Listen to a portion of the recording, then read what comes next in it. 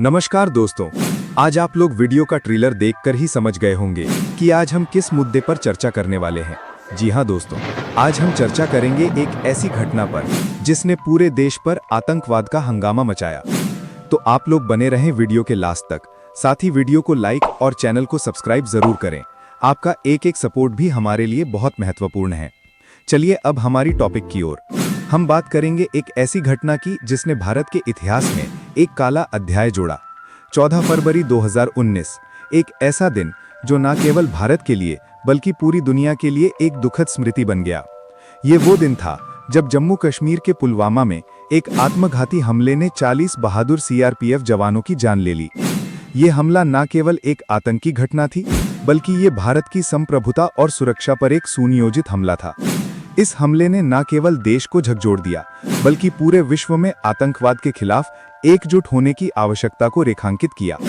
आज के इस विशेष प्रेजेंटेशन में हम आपको ले चलेंगे उस भयावह दिन की पूरी कहानी। हम जानेंगे कि यह हमला कब हुआ, कैसे हुआ, कहां हुआ और इसके बाद भारत ने क्या जवाबी कार्रवाई की। हम उन शहीदों को भी याद करेंगे जिनके लिए ये आज भी एक आंसू भरा समय है। 14 फरवरी, वैलेंटाइन डे, एक ऐसा दिन जब दुनिया भर में लोग प्यार का इजहार करते हैं, लेकिन भारत के लिए ये दिन उस प्यार की याद दिलाता है जो हमारे सैनिकों ने देश के लिए दिखाया। ये दिन हमें उस बलिदान की याद दिलाता है जो हमारे जवानों ने देश की रक्षा के लिए दिया। आइए अब उस दिन की घटना को विस्तार से समझते हैं। तो हमारे मन में सबसे पहले सवाल उठता है कि घटना कब, कहां और कैसे हुआ। इसको विस्तार से समझते हैं। 14 फरवरी 2019, समय दोपहर के लगभग 3:15। जम्मू श्रीनगर राष्ट्रीय राजमार्ग पर केंद्रीय रिजर्व पुलिस बल यानी सीआरपीएफ का एक काफिला जम्मू से श्रीनगर की ओर जा रहा था। इस काफिले में 78 वाहन थे, जिनमें करीब 2500 जवान सवार थे। यह काफिला जम्मू कश्मीर के पुलवामा जिले के लेथपोरा इलाके में अवंतीपुरा के पास पहुंचा ही था कि तभी एक भयानक घटना घटी। एक महिंद्रा स्कॉर्पियो एसयूवी जो विस्फोटकों से भरी हुई थी, तेजी से काफिले की ओर बढ़ी। जवानों ने कार चालक को बार बार काफिले से दूर रहने की चेतावनी दी, लेकिन उसने इन चेतावनियों को अनसुना कर दिया। अचानक उस कार ने काफिले में शामिल एक बस से जोरदार टक्कर मार दी और फिर एक भीषण विस्फोट हुआ। यह विस्फोट इतना शक्तिशाली था कि इसकी आवाज कई किलोमीटर तक सुनाई दी। विस्फोटक से भरी उस कार में लगभग 300 से 350 किलोग्राम आरडीएक्स था। इस धमाके ने काफिले की 2 बसों को पूरी तरह नष्ट कर दिया। सड़क पर चारों ओर धुआं, आग और चीख पुकार मच गई। इस हमले में 40 जवान शहीद हो गए और 35 अन्य गंभीर रूप से घायल हुए। कई जवानों के शव इतने क्षत-विक्षत हो गए थे कि उनकी पहचान करना भी मुश्किल हो गया था। यह हमला जम्मू कश्मीर में पिछले 3 दशकों में हुआ सबसे बड़ा आतंकी हमला था। यह घटना इतनी भयावह थी कि इसने पूरे देश को गहरे सदमे में डाल दिया।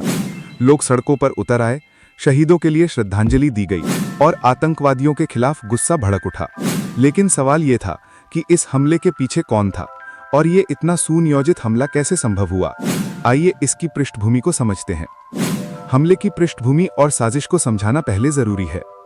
पुलवामा हमला कोई अचानक हुई घटना नहीं थी। ये एक सुनियोजित साजिश थी जिसके तार पाकिस्तान से जुड़े थे। जांच में पता चला कि इस हमले का मास्टरमाइंड जैश-ए-मोहम्मद का सरगना मसूद अजहर था, जो पाकिस्तान में सक्रिय था। इसके अलावा मसूद अजहर का भाई अब्दुल राऊफ और आतंकी मोहम्मद उमर फारूक भी इस साजिश में शामिल थे। हमलावर आदिल अहमद दार को पाकिस्तान में प्रशिक्षित किया गया था। उसे फिटाई हमले के लिए तैयार किया गया और इतनी बड़ी मात्रा में विस्फोटक उपलब्ध कराया गया। सवाल उठता है कि इतनी भारी मात्रा में आरडीएक्स, जो कि सैन्य ग्रेड विस्फोटक है, पुलवामा तक कैसे पहुंचा? क्या स्थानीय स्तर पर कोई सहायता थी? राष्ट्रीय जांच एजेंसी और जम्मू कश्मीर पुलिस ने इसकी जांच शुरू की। प्रारंभिक जांच में यह अनुमान लगाया गया था कि कार में 300 से अधिक किलोग्राम विस्फोटक थे, जिसमें 80 किलोग्राम आरडीएक्स शामिल था। बाद में कुछ रिपोर्ट्स में यह मात्रा 30 से 40 किलोग्राम बताई गई, लेकिन विस्फोट की तीव्रता से साफ था कि यह एक बड़े पैमाने पर तैयार किया गया हमला था। जांच में यह भी सामने आया कि इस हमले की साजिश कई महीनों से रची जा रही थी। जैश-ए-मोहम्मद ने स्थानीय युवाओं को भड़काने और उन्हें आतंकी गतिविधियों में शामिल करने की रणनीति अपनाई थी। इस हमले ने न केवल भारत की सुरक्षा व्यवस्था पर सवाल उठाए, बल्कि ये भी दिखाया कि आतंकवाद अब नई तकनीकों और रणनीतियों के साथ और भी खतरनाक हो चुका है। लेकिन भारत ने इस हमले का जवाब देने में कोई कसर नहीं छोड़ी।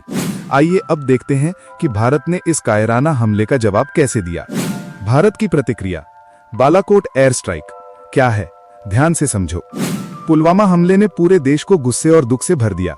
सड़कों पर लोग नारे लगा रहे थे, पाकिस्तान मुर्दाबाद और शहीदों का बदला लो।